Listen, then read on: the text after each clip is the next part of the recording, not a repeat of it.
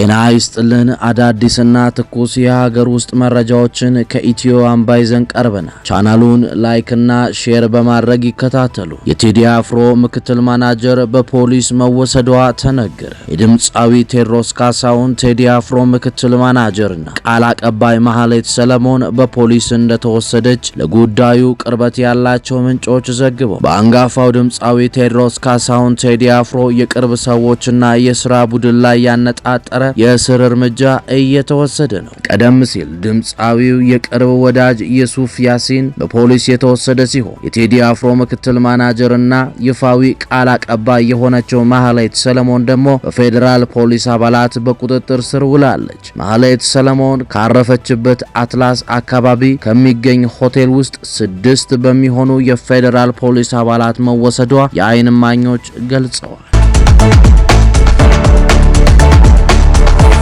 ጦርነት ሊቀሰቀስ ይችላል በሚል ስጋት ወጣቶች ከትግራይ እየሸሹ ነው። ህወሓት የጉዞ ክልከላ እያደረገ መሆኑ ተነግሯል። በትግራይ ክልል ዳግም ጦርነት ሊቀሰቀስ ይችላል የሚል ስጋት ነግሷል።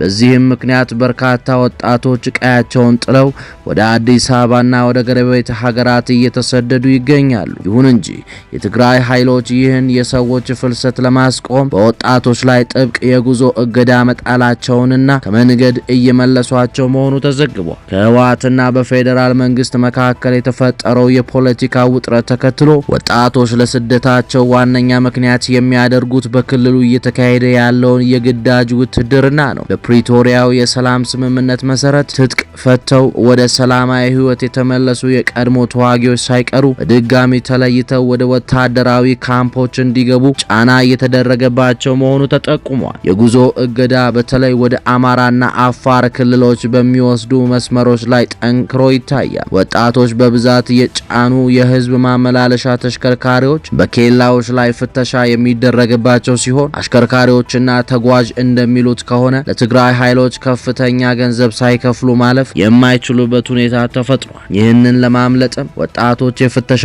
ጣቢያዎችን በእግርና በድብቅ ለማለፍ ይገደዳሉ። የክልሉ ፖሊስ ኮሚሽን በበኩሉ ከትግራይ በድብቅ ለመውጣት የሞከሩ 171 ወጣቶች ባለፈው አንድ ሳምንት ውስጥ ብቻ በቁጥጥር ስር መዋሉን በይፋ አስታውቋል። ፖሊስ እነዚህን ወጣቶች ህገወጥ ስደተኞችና ኮብላዮች ሲል የጠራቸው ሲሆን በጭነት ተሽከርካሪዎች ተደብቀው ለመውጣት ሲሞክሩ የተያዙት ደግሞ በማቆያ ካምፕ ውስጥ እንደሚገኙ ታውቋል። የፖለቲካ አመራሮችም ይህንን ስደት ለመግታት በንግግራቸው ጫና እያሳደሩ ይገኛሉ። የህወሓት ሊቀመንበር ዶክተር ደብረጽዮን ገብረ ሚካኤል በቅርቡ በመቀሌ ባደረጉት ንግግር ወጣቶች ወደ አዲስ አበባ በመሄድ የግፍና የእስር ሰለባ ከመሆን ይልቅ ከሰራዊቱና ከህዝቡ ጋር ሊወግኑ እንደሚገባ በማስጠንቀቅ መክረዋል። ይሁን እንጂ አዲስ አበባ የደረሱ ወጣቶችም ቢሆኑ የተለያዩ የደህንነት ስጋቶች እያጋጠሟቸው መሆኑ ይነገራል።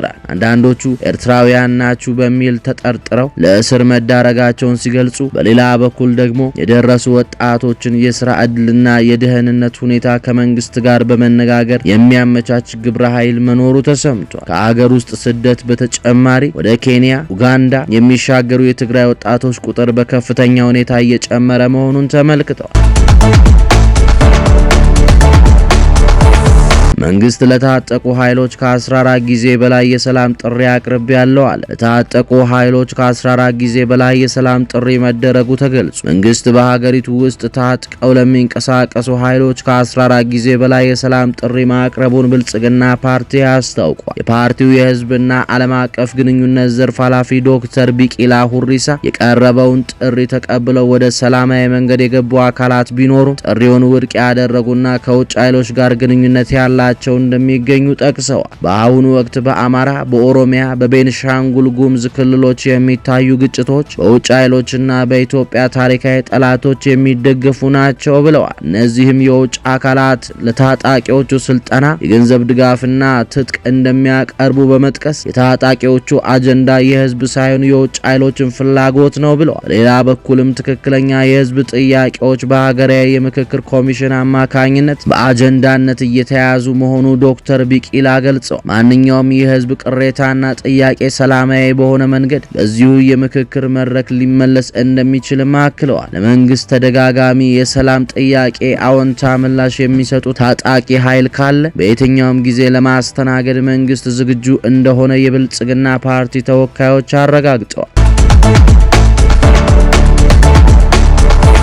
ህወሓት ከ6 ዓመት በፊት በተካሄደው ምርጫ የተመረጠውን ምክር ቤት ወደ ስራ እንዲመለስ የወሰነው ውሳኔ ጀነራል ታደሰ ወረደ ተቃወሙት። ህዝባዊ ወያኔ ሓርነት ትግራይ ህወሓት በትግራይ ክልል በ2012 ዓ.ም በተካሄደው ምርጫ የተመረጠውን የክልሉን ምክር ቤት ወደ ስራ እንዲመለስ የወሰነው ውሳኔ የጊዜያዊ አስተዳደር ፕሬዝዳንት ሌተናል ጀነራል ታደሰ ወረደ ተቃወሙት። ፕሬዝዳንቱ ትናንት ሚያዝያ 13 2018 ዓመተ ምህረት በሰጡት መግለጫ የህወሓት ማዕከላዊ ኮሚቴ ከጦርነቱ በፊት የነበረውን መንግስት ወደ ቦታው እንዲመለስ ያስተላለፈው ውሳኔ የፕሪቶሪያውን ስምምነት ውድቅ የሚያደርግ ነው በማለት ተችተውታል። ጀነራል ታደሰ በመግለጫቸው በትግራይ ውስጥ ባሉባልታ የሚመጣ መፍትሄ የለም ማለታቸውን የክልሉ ኮሚኒኬሽን ቢሮ ባሰራጨው መረጃ አሳውቋል። የፌዴራል መንግስት የታደሰ ወረደ የስልጣን ዘመን ለአንድ ዓመት እንዲራዘም ማድረጉ በህወሓት ዘንድ ከፍተኛ ቅሬታ ፈጥሯል ተብሎ ህወሓት ይህን ውሳኔ እኔን ያላካተተ የተናጠል ውሳኔ ነው ሲል የፕሬዝዳንቱን የስልጣን ዘመን መራዘም እንደማይቀበለው መግለጹ ይታወሳል። ይህን ተከትሎ ከ6 ዓመት በፊት በተደረገ ምርጫ የተመረጠን ምክር ቤት ወደ ስራ እንዲመለስ ወስኗል። በ2012 ዓ.ም የተካሄደው ምርጫ በክልሉ ለተከሰተው ጦርነት አንድ መንስኤ ሆኖ እንደነበር ይታወሳል። የትናንትናው የጀነራል ታደሰ መግለጫ የሚመሩ ካቢኔና የመንግስት መስሪያ ቤቶች በመደበኛ ስራቸው እንደሚቀጥሉ በማሳወቅ የህወሓት ውሳኔ ተፈጻሚ እንደማይሆን ያመላከተ ሆኗል።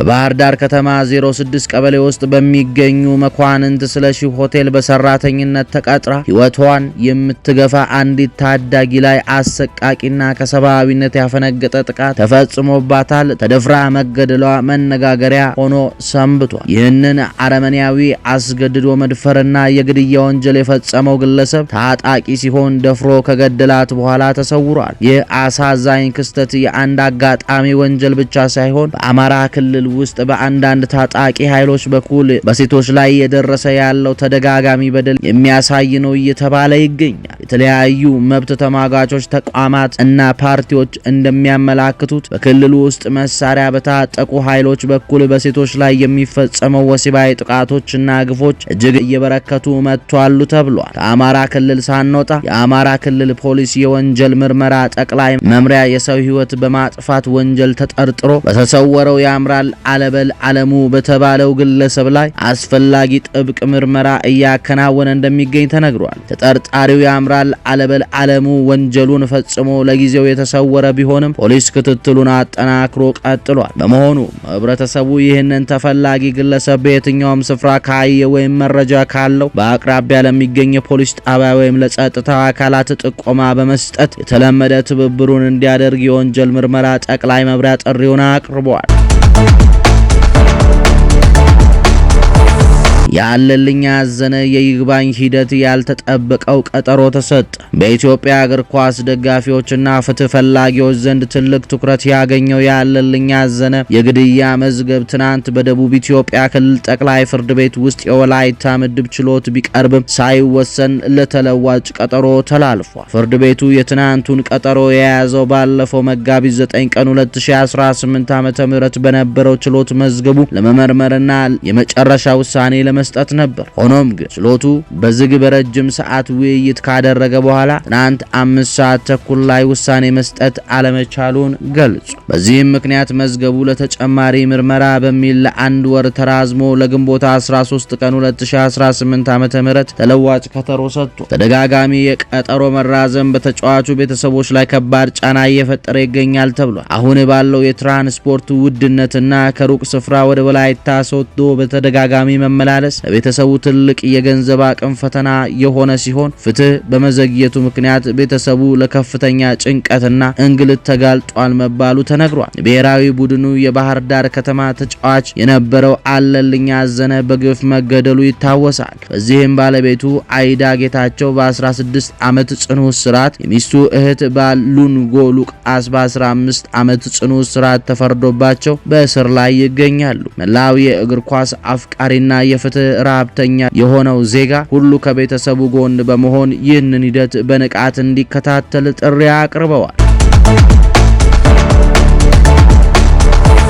በወልዲያ ሆስፒታል በአንዲት ወጣት ላይ በተደረገ ቀዶ ሕክምና 534 የሐሞት ጠጠር ተወገደ። ለ9 ዓመታት በህመም ስትሰቃይ የኖረች የ36 ዓመት ወጣት በወልዲያ አጠቃላይ ስፔሻላይዝድ ሆስፒታል ሚዛን ሆስፒታል ሚያዝያ 12 ቀን 2018 ዓ.ም በተደረገላት ሕክምና 534 የሐሞት ጠጠር በቀዶ ሕክምና እንደተወገደላት ሕክምናውን የመሩት የሆስፒታሉ የቀዶ ሕክምና ስፔሻላይዝድ ዶክተር ስማቸው ተናግረዋል። ታካሚዋ ለ9 ዓመታት ምግብ ለመመገብ ስትቸገር እንደነበርና በተለይም በበዓላት ወቅት ቅባት ያላቸው ምግቦች ህመሟን እንደሚያስታውሷት ገልጸዋል። ለበርካታ ዓመታት የጨጓራ በሽታ ነው ተብሎ ስትታከም እንደነበረምና ምንም ለውጥ ሳይኖረው መቆየቷ ተጠቁሞ በአሁኑ ወቅት በተደረገላት ሕክምና በጥሩ ጤና ላይ እንደምትገኝ ተገልጿል። የሐሞት ጠጠር ብዙ ጊዜ ከሆርሞንና ከወሊድ ጋር ተያይዞ በሴቶች ላይ እንደሚከሰት የገለጹት ዶክተር